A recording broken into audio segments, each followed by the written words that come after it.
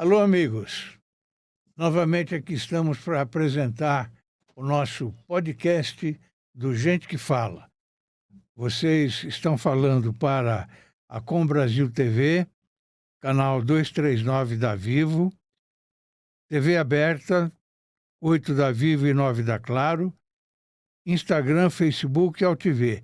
No YouTube, eu peço que vocês entrem, por favor, vão ver lá um sininho, ativem esse sininho, ajuda a gente sobre a audiência do Gente que Fala. Eu recebo hoje com muito prazer o advogado e amigo Marco Antônio Kojorowski. Como vai, Kojorowski? Ô Fausto, é um prazer, uma honra estar aqui no podcast do Gente que Fala, com essa pessoa maravilhosa, Fausto Camunha, que a gente só tem de agradecer a oportunidade dessa amizade. E o nosso programa Gente que Fala, que é maravilhoso. Muito obrigado. Eu que agradeço a sua presença. Você é advogado, Sim, membro efetivo da FEComércio de São Paulo, sim, secretário-geral da Comissão de Ação Social e Cidadania da OAB São Paulo, sim. é membro da Comissão de Direito Processual Civil da OAB de São Paulo também e fundador do escritório Kojorowski Advogados Associados. É isso? Exatamente, exatamente. Seja bem-vindo. Muito novamente. obrigado, muito obrigado. Você está falando que nasceu em Itápolis, Itápolis. mas o nome Kojorowski, ele vem de onde? O Kojorowski, ele vem da Polônia, Varsóvia. Meu bisavô era polonês, faleceu, e veio fugido daquela guerra que teve, né, a Segunda Guerra Mundial. E aí já o meu avô nasceu em Itápolis, meu pai também, minha mãe, e eu também, a família toda itapolitana. Que bom, que bom. Você tem filhos? Tenho 2 filhos, né, o Matheus, palmeirense, né? Palmeirense, graças a Deus. E a Giovana, né? A Giovana, eu acho que ela é... Olha que lindo aí, que lindo. Olha aí a família. E a Giovana é médica, o Matheus está fazendo marketing, a Giovana acabou medicina. Ela é médica? Médica. Especialista em Pediatria. Pediatria. Ela tá fazendo um curso agora em Niterói, né? E acabando a área de residência, né? Sim. Já da pediatria, né? Sim. E o Matheus está no 2º ano, está indo para o 3º ano na área publicitária. Ele adora isso. Kojorowski, que valores importantes os seus pais puseram em você? Olha, a minha mãe é professora, né, Fausto? Então, primeira coisa, educação. Eu acho que, olha aí, minha esposa, Andréia, né? A gente tem uma história muito bacana. Andréia está comigo já há 12 anos e, graças a Deus, aí estamos... Ela também tem os filhos dela, né? Era casada, separou. Segundo casamento. Segundo casamento, né? E, enfim, a minha... Saudade de Nápoles. Esse é Roma, né? Roma. Aqui Roma. É Roma, claro. Roma, o Coliseu. E assim, né? O que acontece? A minha mãe, meu pai, né? Minha mãe professora, meu pai instrutor aviador em Itápolis.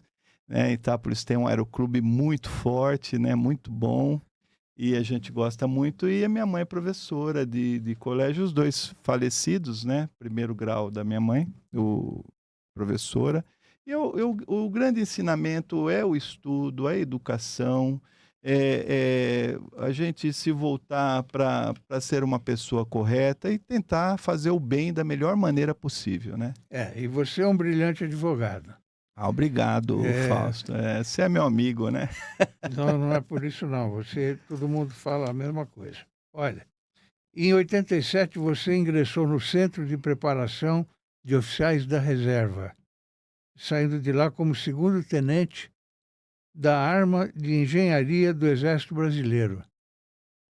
Que aprendizados você obteve nesse período? Bom, o Exército, ele forja pessoas para o bem. Sim. E o Centro de Preparação de Oficiais da Reserva, ele forja as pessoas para a liderança. saem grandes líderes que são CEOs de empresa, que eu não vou falar um ou outro, porque tem vários CEOs, tem juízes, tem promotores, grandes advogados, que fizeram o CPOR São Paulo, na Alfredo Pujol, e eu tenho muito orgulho, porque foi um ano e meio dedicado, e que essa aprendizagem você leva para o resto da vida. Tanto que o general 4 estrelas Carmona está assumindo o Comando Militar do Sudeste e também fez CPOR, depois fez a escola. Eu acho que principalmente disciplina, né? Disciplina, organização, a gente queira ou não queira, o Exército ele forja a gente para a vida como ela tem que ser, né, Sim, Fausto? sim, de Então, luta diária, luta não é? diária. Eu tenho muito orgulho do É, nosso querido CPOR São Paulo. e o CPOR, nossa, era...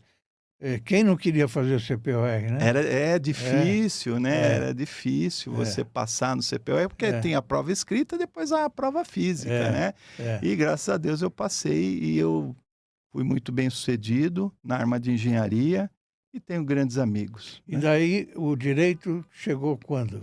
Então, acabando o CPOR, a gente fica um pouco perdido, né?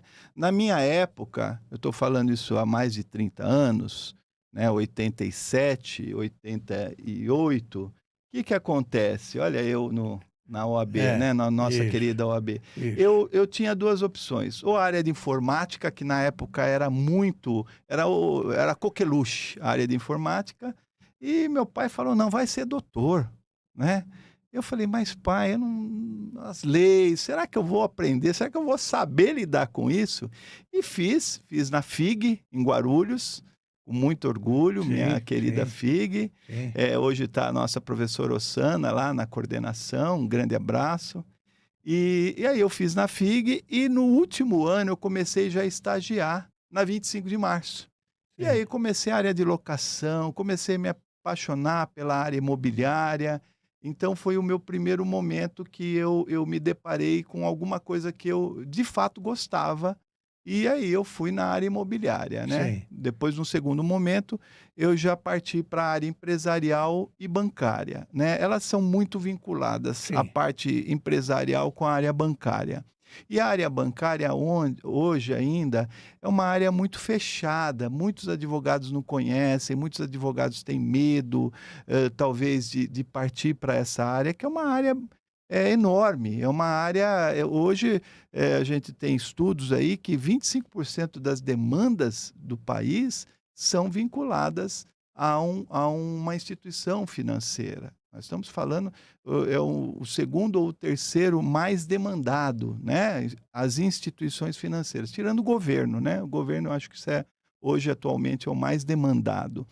Então, é uma área muito boa para os advogados, especialmente os advogados iniciantes, porque ela tem muito a contribuir. Tem a parte do consumidor, tem várias áreas, a área imobiliária, a área empresarial, que todas elas se vinculam, se conectam justamente com a área bancária. E hoje eu estou mais me especializando nas fintechs. E as fintechs vieram para ficar, Fausto. Me diz uma coisa, Kojorovski, a gente estava conversando antes de iniciar a gravação sobre o advogado hoje. Como é que você entende o advogado de hoje? Está mais fácil de trabalhar? Está mais difícil? Estamos numa insegurança jurídica? Como é que você vê isso? Fausto, olha, o que melhorou para o advogado de hoje? A parte da digitalização dos processos. Hoje você consegue fazer uma audiência em outro estado através Rapidamente, né? rapidamente. Você consegue ter acesso ao processo através do seu notebook, do seu computador. Isso melhorou muito. Então, os jovens advogados, eles têm essa habilidade, né? Os advogados mais que já têm uma certa idade, eles têm um pouco de dificuldade, mas vão se adaptando, porque são coisas relativamente fáceis. Por outro lado, o campo da advocacia precisa ser mais prestigiado. A advocacia precisa ter mais prestígio, ela tem que ter mais conexão com o poder judiciário. A advocacia, ela precisa ser mais capacitada, ela precisa ser cada vez mais técnica. E eu acho que isso é uma condição que, às vezes, há 30 anos, 20 anos atrás, você via nas faculdades, nos cursos preparatórios, que o advogado ele parava, estudava e se dedicava. Hoje a gente não vê uma grande massa de advogados que faça isso. Claro que tem advogados que estudam, mas hoje não é a maioria. Por quê? Porque tem o chat, não vou ficar falando aqui nome de chat, tem isso, tem aquilo, tem facilidades. Agora, essas facilidades, elas são fugaz, elas são instantâneas. Nós temos que aprofundar, né? Tem que ver o estudo eh, de antigamente, o estudo contemporâneo, precisa fazer um estudo relativo. Isso daí é leitura, Você né? está falando do lado dos advogados e do lado dos tribunais. Olha, rapaz, tribunais é complicado. Por quê? Hoje também nós temos aí o Tribunal de Justiça, né? Olha, só aqui no estado de São Paulo nós temos 5 tribunais, né? E hoje o Tribunal de Justiça tem mais de 500 embargadores, né? Nós temos aí muitos juízes em todas as comarcas. E o que eu acho que os tribunais, esse é um ponto de vista meu, eles precisam se unificar cada vez mais. Cada um é um sistema, cada um interpreta de uma forma, né. Então, cria-se uma insegurança jurídica, claro que cria.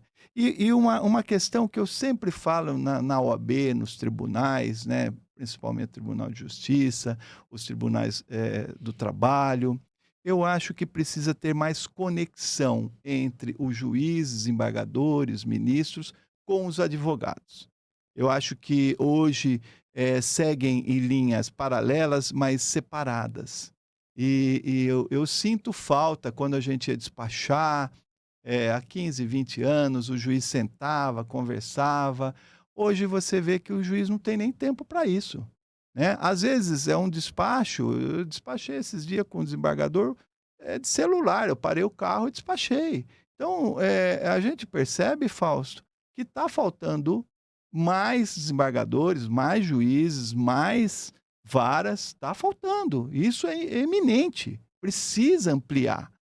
E está faltando a conexão, essa conexão, mais eventos, mais capacitação, mais trocas de informação. Não estou dizendo, o juiz tem a sua visão, o advogado tem a visão dele, o promotor dele, o defensor dele. Não estou falando questão de visão, estou falando de contato, de conexão, de você poder despachar e demonstrar a sua tese. Se ele vai aceitar ou ele não vai aceitar, é uma outra questão, aí você pode recorrer, mas você tem que ter esse contato. E, por outro lado, a informática, essa parte, vamos dizer assim, virtual, acabou distanciando entre os advogados e dos advogados com os tribunais, né? Esse é o meu ponto de vista. Sim. Há quanto tempo a possibilidade de se entrar para a magistratura? Então, a magistratura ela tem suas leis próprias, né? Tem um limite de idade para a magistratura, você iniciando através da prova, juiz, daí de juiz você. Sim, é como um concurso. Como um concurso, exatamente. Você passando no concurso, você vai juiz, e você vai ser designado para uma comarca. Geralmente, juízes mais novos vão para uma comarca mais distante, né, do interior de São Paulo, isso se for tribunal. Se for tribunais regionais federais, aí pode ir para outros estados, né? E de juiz, consequentemente, você passa a ser desembargador, que aí você vai atuar, sai das varas e vai para os tribunais, e de desembargador para ministro, né? Ou o assessor de ministro. Você gostaria de seguir esse caminho ou não? Olha, eu nunca pensei em ser desembargador. Dá para ser pelo quinto constitucional, que agora nós tivemos aí a eleição do quinto, né? Entraram 3 advogados para desembargadores, são advogados extremamente preparados. Eu acho que essa mistura é importante. Quem ganha é o tribunal, quem perde é a advocacia. Eu falo isso com orgulho, porque o tribunal recebe um advogado extremamente preparado para começar a, a, a decidir com base na sua experiência de vida, na sua experiência de estudos, e vai levar aquele conhecimento para dentro do tribunal. Agora, para entrar é uma briga de foice, né? Para entrar não é fácil, né? Porque você tem uma lista da OAB, essa lista da OAB tem uma quantidade de advogados que depois vai para uma lista do tribunal que diminui pela metade e aí vai para a escolha ou do governador, né? Se for Tribunal de Justiça, ou para o presidente, se for o Tribunal Federal. Agora, no seu escritório, você tem um ex-desembargador que Dr. é mestre, Calandra. Dr. Calandra. Dr. Calandra. Que é um grande mestre, né? Dr. Calandra, na verdade, ele não faz parte da banca, né? O Sim. Dr. Calandra, ele vai tomar café e é como você, Sim. né, o Fausto? Ele tem muita história, ele tem uma bagagem enorme, traz às vezes alguns clientes, né? E a gente Sim. cuida, ou eu cuido pelo escritório, ou ele cuida comigo. Ele é uma pessoa muito carinhosa, né? Muito, muito. Uma sabedoria da vida.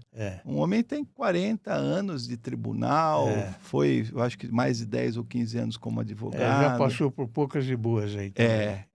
Foi da MB, né? Da Apamages. Então, sempre brilhando. Sempre brilhando.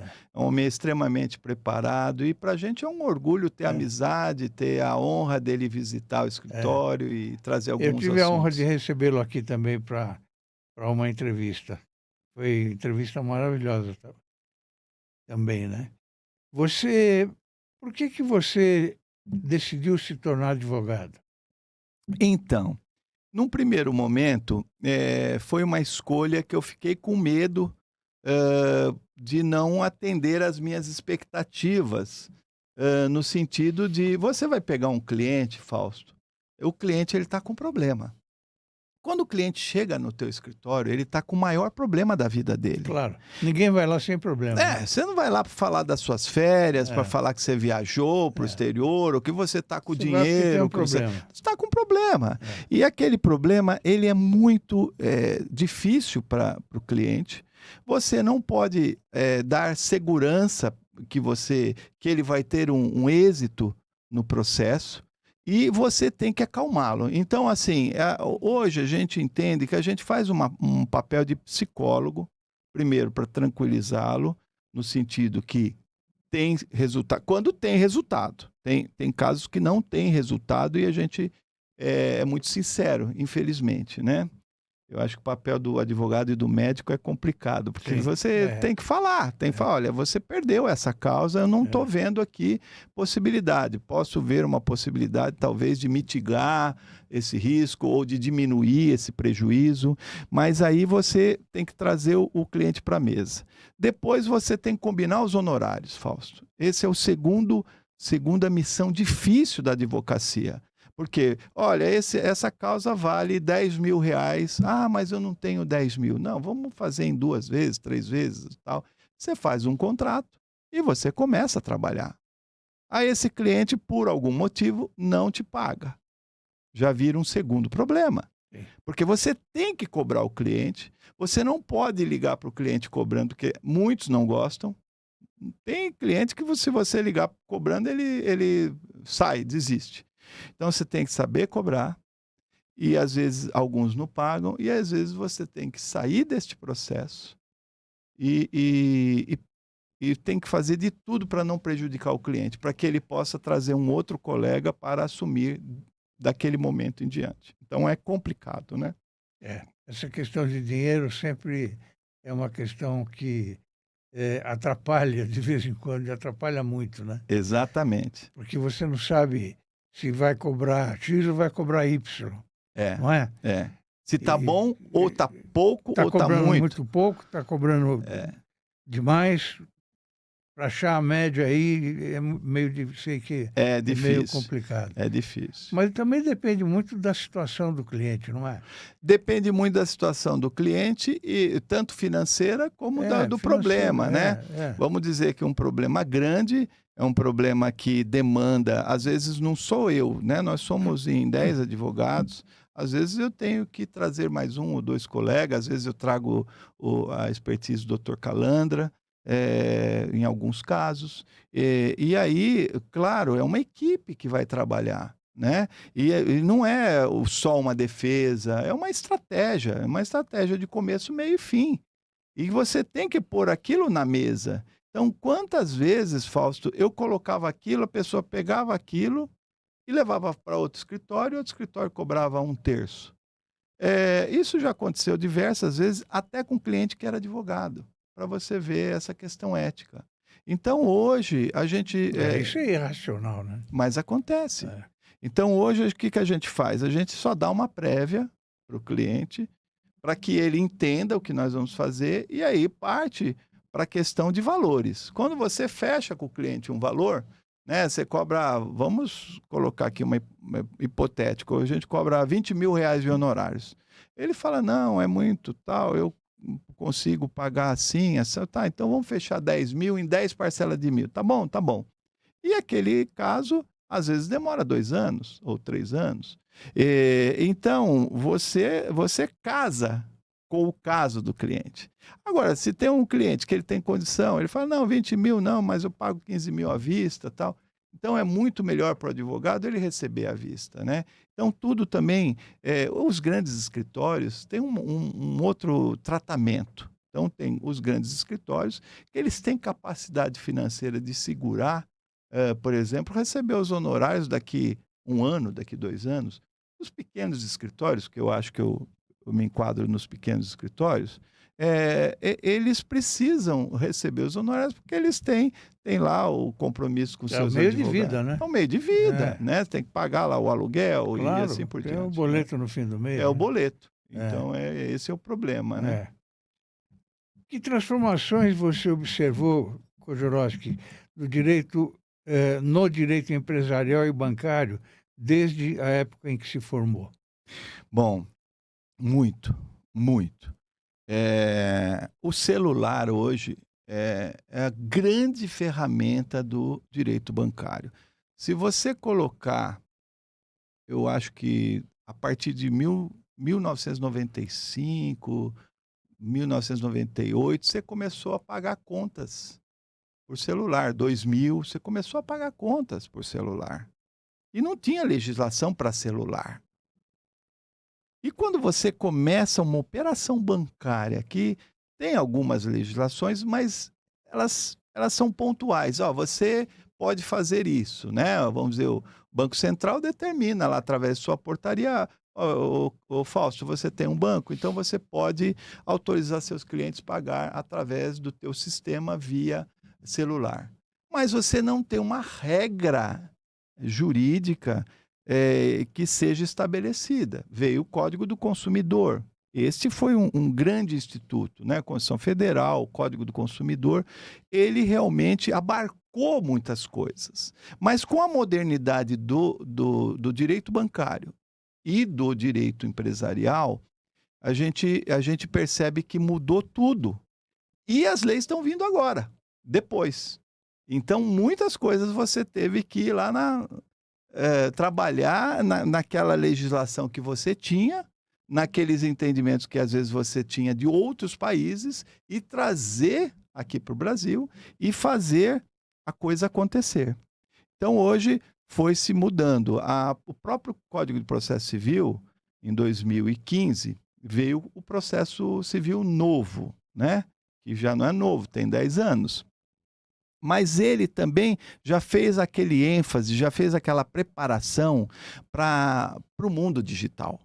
Porque o mundo digital veio para ficar. Não vai mais, não vamos tirar o Não mundo, tem não retorno. tem retorno.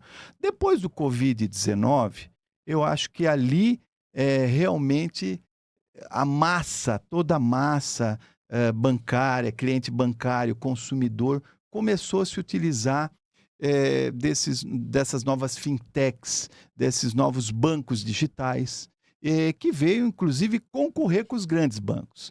Então, aí teve mais legislação, teve mais demandas que a gente precisa cada vez mais se adequar e cada vez mais padronizar. De uma forma simples, mas tem que padronizar. Então, eu acho que essas últimas 2 décadas foi de absoluta transformação, tanto do mundo bancário como do mundo empresarial. Por exemplo, o e-commerce.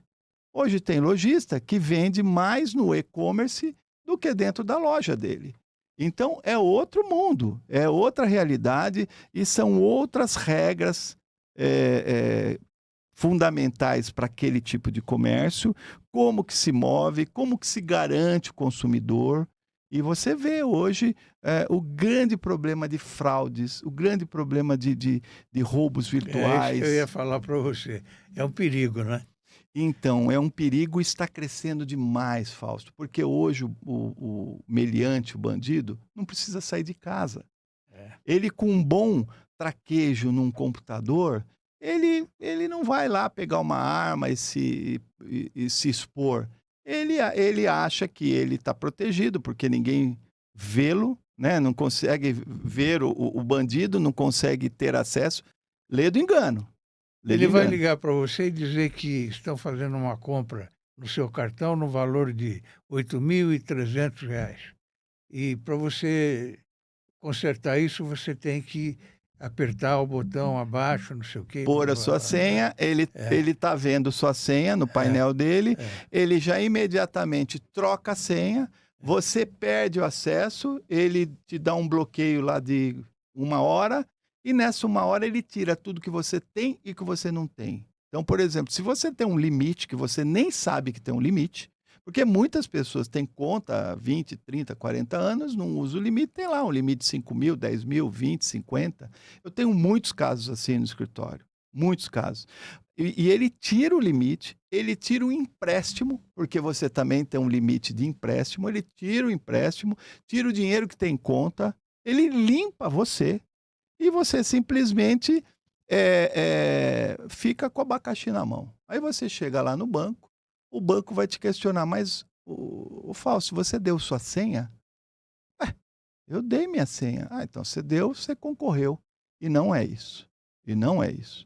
Não é essa a regra do Supremo, não é essa a regra do Superior A Tribunal. senha não pode dar para ninguém, né? Senha não pode, né? Eu tenho uma cliente, eu não posso falar nome. Essa cliente foi interceptada pelos criminosos. Eles colocaram 2 revólveres na cabeça dela, pediram a senha. Eu daria, quem não daria? E aí o juiz falou, não, mas ela entregou a senha. Graças a Deus o tribunal reformou a decisão do juiz. Mas para você ver a sensibilidade, né, daquele juiz, lógico, nós temos lá o desembargador que conseguiu resolver isso. Então veja, você com uma arma na cabeça não tem como você não dar a senha. E muitas pessoas que não têm habilidade com o celular, e às vezes pode cair, entregar a senha, mas não é que ele passa a senha, ele coloca a senha naquele iPhone dele, mas no celular dele, né? E a outra pessoa lá, o criminoso, está vendo a senha numérica e ele simplesmente já altera e você não tem mais acesso. Então isso está acontecendo muito. São coisas que estão, inclusive compras. Você viu essa última matéria dessa moça que veio trazer um drone de Sorocaba? Sim. Então, o meliante comprou o drone. Suposto comprador era um meliante. Ele comprou, veio ela, o namorado e o pai, lá de Sorocaba, trazer o drone. Chegaram num bairro lá, um bairro de periferia, um pouco mais distante, e já estavam lá os meliantes e atacaram e acabou acontecendo aquela barbaridade, né? Infelizmente, nós estamos vivendo um momento muito ruim, né? Muito ruim. Insegurança, eu acho que, primeiro, a insegurança com relação a essa questão de roubos, de motoqueiros, Claro, tem muito motoqueiro sério, é um trabalho digno, mas o meliante, o que ele vai fazer? Ele vai confundir. ele vai se passar pelo banco, ele vai se passar pelo motoqueiro, e isso daí cria uma instabilidade. A cidade de São Paulo precisa combater isso muito e rapidamente, né? A cidade é a grande São E Paulo, né? temos aí pela frente a inteligência artificial, né? Sim, sim. A inteligência artificial também é uma faca de dois gumes, É. né? Ela veio para ficar, ela é importantíssima. Eu estou fazendo uma pós-graduação de processo penal na Escola da Magistratura Paulista e os meus professores debatem muito essa questão. O trabalho, né? Você fazer um trabalho pela escola, pela inteligência artificial, é legal, não é legal? O advogado peticionar pela inteligência artificial, né? É legal, não é? Eu acho que você tem que saber muito bem usar e usar a seu favor. Então, se você quer um texto mais aguçado, mais preparado, você até pode buscar na inteligência artificial, mas você tem que ler, né? Você tem que entender se o que a inteligência artificial está falando, ela condiz com a verdade real, né? Se aquele texto está dentro do seu contexto, dentro daquilo que você quer utilizar. Então, a inteligência artificial ela é muito boa, mas a partir do momento que você saiba utilizá-la. Agora, simplesmente, Fausto, colocar um texto lá e pegar aquele texto, cola, copia e pôr no ar, isso eu acho que cria-se um risco tremendo para quem está fazendo isso, né? É. Kojorovsky, quais são os principais conflitos entre empresas e instituições financeiras? Olha, Fausto, Hã. o principal é o seguinte, eu acho que são alguns temas importantes, né? O empréstimo, né? O empréstimo, ele quando você toma dinheiro do banco, né? Você está desesperado. Você não tem lá uma conta com X milhões e vai lá e pega 200, 300, 500 mil. Você precisa daquele recurso. Talvez para o seu negócio, talvez para comprar um imóvel e fazer ou uma reforma, não importa. Então, o que acontece com o empresário, com o cliente bancário? Ele pega o dinheiro, não lê o contrato, não está com advogado. Claro, ele ali está precisando de dinheiro, então ele não vai pagar advogado. Ele chega lá para o gerente libera lá 500 mil, 1 milhão, não importa o valor, e ele pega aquele recurso, um mês depois não tem mais o recurso e começa a pagar. E por cargas d'água, ele não tem o dinheiro para pagar, ou ele entende que o valor que foi colocado na parcela está um valor superior, e aí começa a primeira guerra. E quando ele traz esse problema para o escritório de advocacia, o escritório não sabe tudo o que passou dentro da relação cliente bancário e banco, né? Porque o banco ele tem suas razões e o cliente o cliente bancário tem suas razões. Então você tem que entender. Antes de qualquer demanda, eu acho que primeiro você tem que ver essa relação, tem que construir uma ponte nessa relação para você entender quais efetivamente são os direitos do empresário. Por quê? Ele tem essa questão, ele tem a conta garantida, a conta especial, ele tem algumas garantias que ele coloca, o carro e a casa, num contrato deste, e aí ele perde esta casa, ele perde este carro, e a casa da vida dele, o carro, ferramenta de trabalho. Então, as relações são diversas, né? Tem a relação de fraude também, que às vezes usa o nome de alguém. Então você nunca foi cliente do banco X e o banco X negativou você. Por quê? Porque um meliante pegou os seus dados pessoais e abriu uma conta no banco X, né? Banco Y, né? Não sei se tem banco X, mas qualquer Sim. banco. E ele abre uma conta e pega dinheiro e não paga, obviamente, e aí esse banco vem contra o seu CPF. Então, essas relações bancárias empresariais, o advogado ele precisa primeiro entender, e depois que ele entendeu a relação, ele tem que saber quais são os direitos do banco, quais são os direitos da empresa ou da pessoa física, às vezes, e sentar com o cliente e ponderar. Por quê? Porque aí você vai ter uma estratégia, até para um acordo, até para sentar com o banco e falar: eu quero refazer esse acordo, eu coloco mais juros, mas a gente dá, né, dá um parcelamento maior. Então, tudo isso você precisa entender. E assim, Fausto, isso é diário. Isso é todo dia tem esses E a problemas. questão dos bloqueios de conta? Então, tem várias modalidades de bloqueios de conta. Geralmente é através de uma decisão de um juiz. E aí tem que entender também o que o juiz, por que o juiz está bloqueando. Pensão alimentícia, dívida, dívida empresarial, Trabalhista? uma trabalhista, é dívida com um contrato com um outro cliente ou com outro fornecedor. Então, tem que se entender primeiro a origem, né? Então, isso é importante o seguinte, Fausto. Quando você tem um bloqueio, qualquer pessoa que tenha bloqueio tem que procurar o gerente da conta imediatamente, pode ser pessoalmente ou o e-mail, e pedir a origem. O gerente vai dar o nome do juiz, o número do processo e a vara.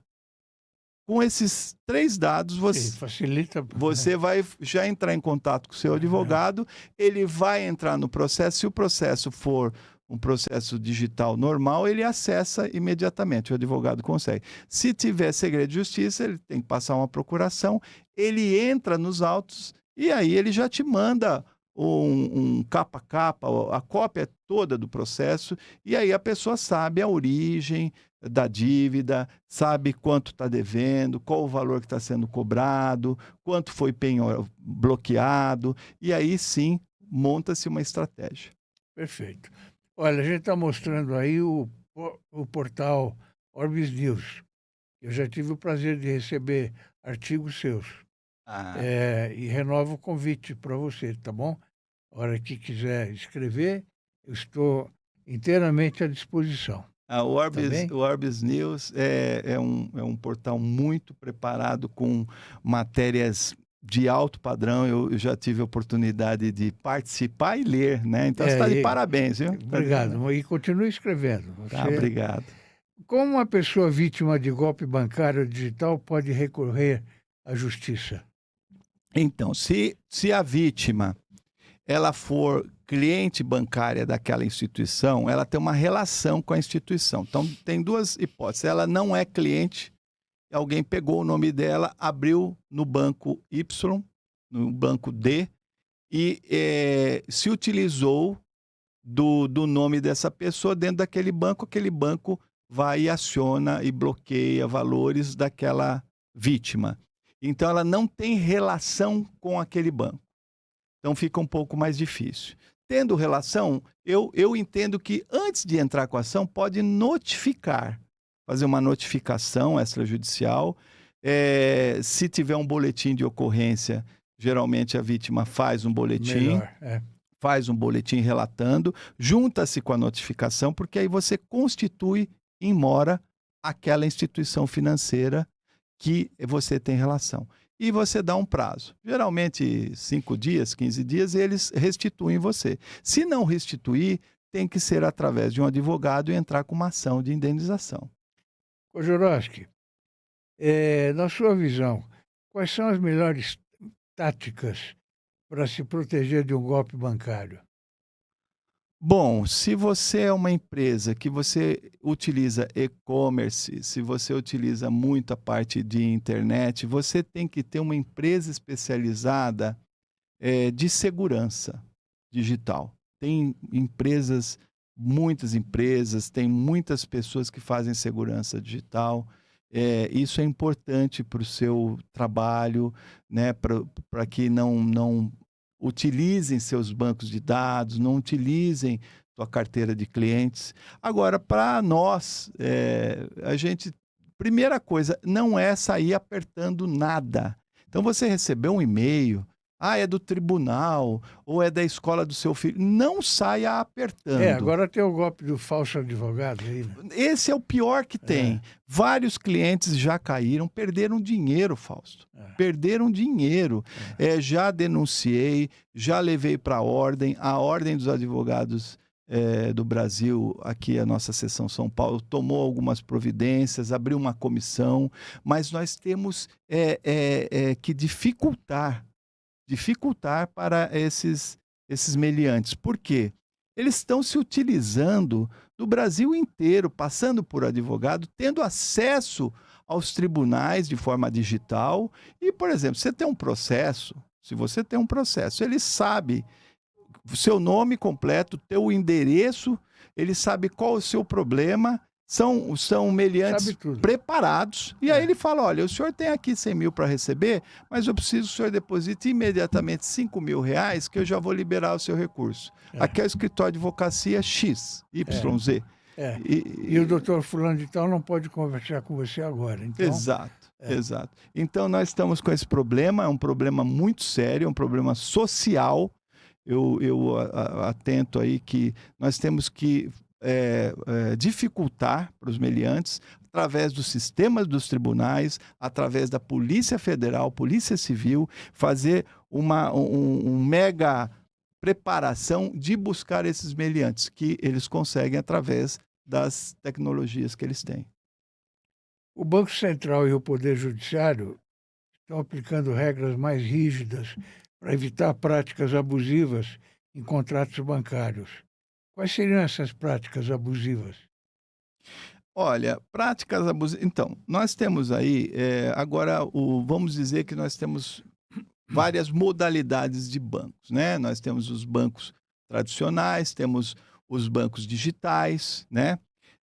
Uma modalidade de práticas abusivas é o juro sobre o juro, um aumento de taxas, né? Por exemplo, você cobra uma taxa para movimentação de conta, depois você cobra uma taxa para uso disso, uso daquilo, e de modo que você acaba majorando os custos bancários para aquela pessoa. São aquelas taxas que você nem percebe, né? Exato. Essas taxas, nós temos que... a gente não costuma ver extrato mais, né? Antigamente chegava pelo correio, mas hoje nós temos que olhar o extrato, temos que verificar e temos que nos queixar. Porque, por exemplo, às vezes você se utiliza de uma plataforma digital e quando você vê, a plataforma cobrou 21, 22, 50, 60, quando você viu, dá R$300. Você fala, eu não usei. Então, às vezes, é o banco, às vezes é uma empresa, uma plataforma digital. Então, é importante que você se verifique mensalmente para que você não caia nesse tipo de abuso de algumas instituições. Tem muitas instituições sérias que não fazem essa conduta, né? Quais são as cláusulas que merecem mais atenção para você assinar um contrato bancário? São algumas, mas em especial a taxa de juros, como que é esse juros, se ele é crescente, se ele é decrescente, o parcelamento, o valor da parcela, a data da parcela de vencimento, dia 15. Por muitos clientes, olha, eu tenho uma conta que vence todo dia 15 no banco Y. E eu só tenho dinheiro dia 25. Então, você tem que ir lá e renegociar e repactuar. É lógico, ele vai colocar uns juros e vai jogar para o dia 25. Mas se você não fizer isso, o que acontece? Cai o dinheiro na conta. Cai a taxa na conta. A tua conta tem um limite. Então, come o limite. Quando for dia 25, você já tem 10 dias utilizando o limite, que você nem sabe. Aí, quando você vê, você paga os juros... paga os juros do limite, então aquilo vira uma bola de neve. Você não pode deixar, né? Então, quando você está negociando lá no banco, dia 15 eu não posso pagar. É. Você tem que negociar isso antes. Depois que você assinou, é só uma renegociação e se não conseguir, tem que entrar com uma ação. E assim é aluguel, é tudo, né? Tudo, tudo, É. tudo. Você precisa você precisa estar atento. Uma coisa que a gente não faz, Fausto, o brasileiro, de forma geral, é não ler o contrato. Né? Não ler o contrato. E você tem que ler o contrato. Nossos clientes, a gente manda o contrato. Quando a gente, por exemplo, um contrato de locação, um contrato de compra e venda, lê, você tem que ler. E você tem que questionar com o advogado. Não, eu não consigo nessa data. Olha, essa entrada está pesada. Porque, por exemplo, você compra um imóvel. Aí o imóvel tem aquelas semestrais. Então você tem o dinheiro para a primeira semestral, para a segunda você já mais ou menos não tem. Você não pode esperar chegar a segunda semestral, daqui 12 meses, não tenho dinheiro. A construtora ou o banco, eles não querem saber, eles vão aplicar o que está no contrato. Então você tem que ler isso antes, né? Em quais situações é possível contestar cobranças de tarifas bancárias? Sempre. Sempre. Sempre. Sempre. Eu acho que isso tem que ser um hábito, tem que ser mensal. Então, por exemplo, você viu uma tarifa que você entende que ela é indevida, você tem que pedir explicação. E de preferência por e-mail, porque você formaliza aquilo. Aquilo fica um histórico seu. Então, acho que as tarifas... Agora, é lógico, se você assinou um contrato que ele autoriza 80, 100 reais, 200 reais, 50 reais por mês para você movimentar a tua conta, e ela tem isso de Pix, isso daquilo, aquilo outro, você assinou, então você e cai aquele valor, né? Cai aqueles 50 reais mensal. Não tem o que fazer. Ou você fecha a conta, ou você vai ter que repactuar. Joroski, quais as diferenças dos juros remuneratórios Naratório. e juros moratórios? Então, o remuneratório como a própria palavra fala, ele está remunerando os juros. E o moratório é aquele que você deixou de pagar, você deixou de cumprir. Então, é uma mora, é uma pena imposta. Basicamente, são esses institutos, né? O que você, às vezes, pode ser que você confunda, ou você cobre, ou o banco cobre ele em conjunto. Então, precisa saber lá no contrato, origem, o que ficou definido, como ficou definido. E, às vezes, se o contrato está definido, mas você entende que é uma cláusula que majora excessivamente o valor, você pode discutir judicialmente. Qual é o seu posicionamento sobre recentes mudanças da reforma tributária? Olha, é complexo, é um assunto extremamente complexo. Eu acho que toda a reforma tributária, eu vi agora o imposto de renda, né, para até 5 mil, né? Depois aí tem uma segunda taxa que cai a alíquota até 7.500, né? Eu acho que sempre positivo, mas na prática a gente precisa entender se isso reflete para o trabalhador. Porque hoje, o que eu quero dizer assim? Quantas pessoas fazem seu imposto de renda pessoa física, né? Não estou falando pessoa jurídica. E aí, essas pessoas que fazem imposto pessoa física, geralmente é que ganha 10 mil reais ou acima disso. Então, cai na alíquota máxima, né? Aí o pobre, ou o trabalhador, ou aquele que tem um rendimento menor, ele nem faz, ele não consegue fazer imposto de renda. E quando ele faz, ele se depara com vários tipos de problemas, né?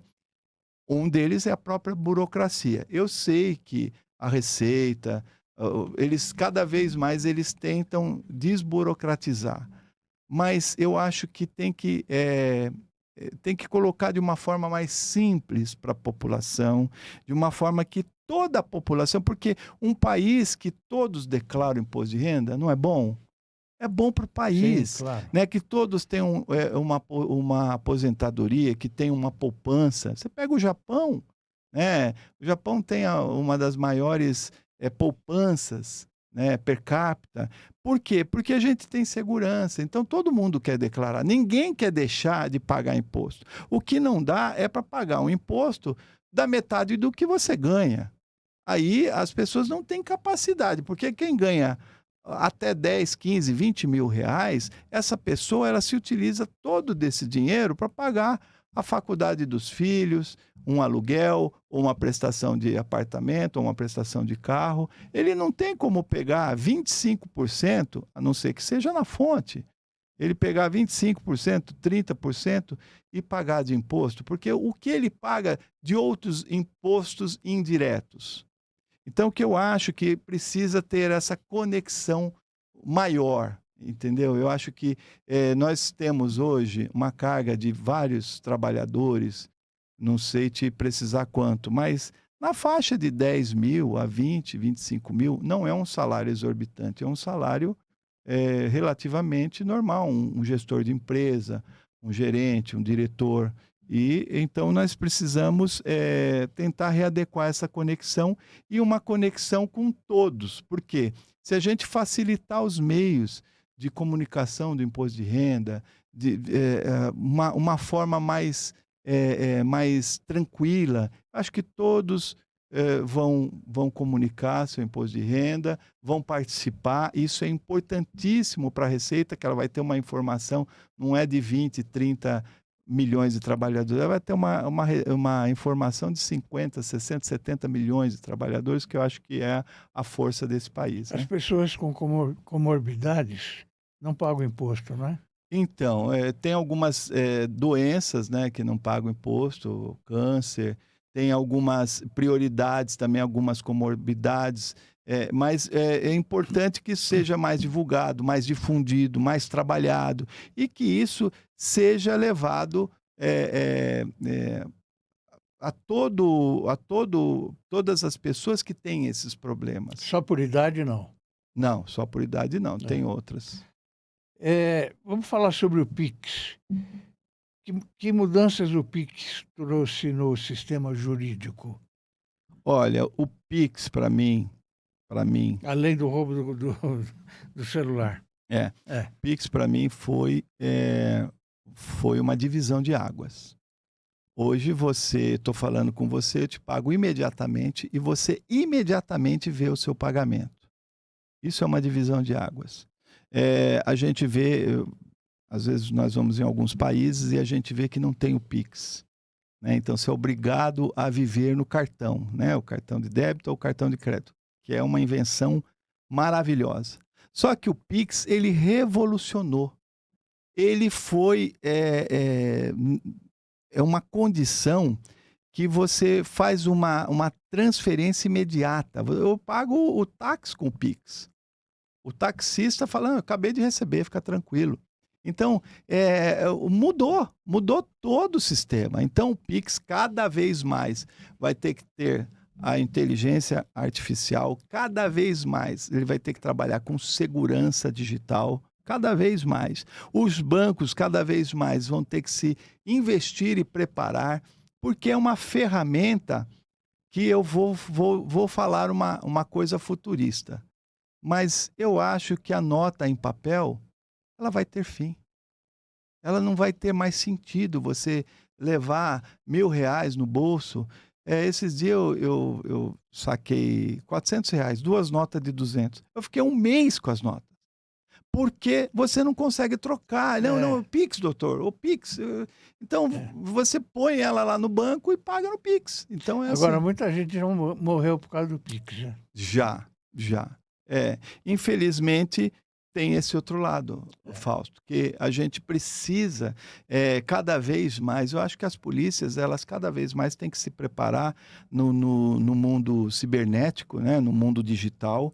As polícias, claro, elas têm inteligências extremamente aguçadas, competentes, mas cada vez mais vai ter mais golpes, o golpes do Pix. Por quê? Porque o meliante ele não tem o que fazer.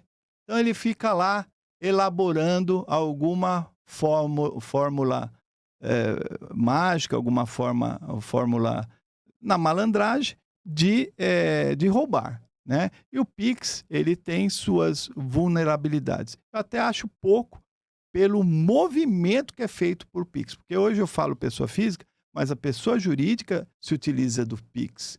Né? Hoje grandes empresas pagam, tudo bem, paga no TED, paga né, nas transferências bancárias, mais paga em Pix. Então, eu acho que cada vez mais a segurança digital tem que atuar no Pix, mas é a grande modernidade.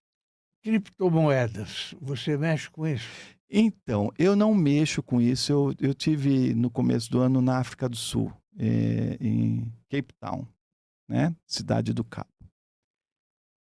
E lá é muito voltado para os Estados Unidos. Então, tem bancos de criptomoeda. Eu realmente me interessei, porque a gente aqui acha que é só moeda tal ou moeda tal. Negativo. Tem bancos que só operam com criptomoeda. A criptomoeda também é fascinante. Ela é fascinante. O Banco Central já tem estudos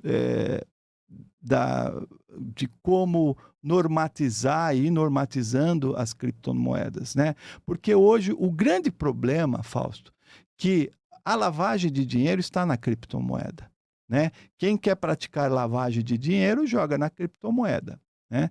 E lá está o Banco Central, os órgãos federais que estão combatendo isso, né? O próprio Estados Unidos, eu acho que é o maior detentor dessa tecnologia de criptomoeda, que ela vai ser para a modernidade. Então, o que a gente vê? Que a criptomoeda ela veio para ficar. E o Brasil ainda está em estágio embrionário. Eu acho que o Brasil vai crescer muito com a criptomoeda. Olhando para a sua trajetória, o que traz mais orgulho para você? Olha, a gente defender alguém que não tem condição financeira e ganhar aquele processo e ter êxito. Eu acho que isso é o melhor da advocacia. É a grande felicidade do profissional. É não a é? grande felicidade. Kozorowski, meu amigo, chegamos ao final.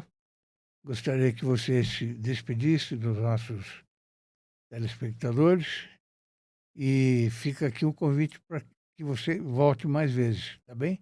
Muito obrigado, Fausto Camunha, esse grande jornalista, essa personalidade incrível, esse podcast da Gente que Fala, todos os nossos ouvintes, espectadores, telespectadores. Eu agradeço e me sinto honrado em estar aqui, participar. Para mim foi tão rápido, eu estava até nervoso, né? Mas o Fausto nos deixa acolhe muito bem. Eu acho que é esse programa, Fausto, que dá um ensinamento para a sociedade. Você está de parabéns e, por favor, insista, estamos todos juntos aqui. Perfeito, muito obrigado pela Obrigado. presença, viu? Obrigado. E aos nossos amigos, o meu muito obrigado e fiquem com Deus.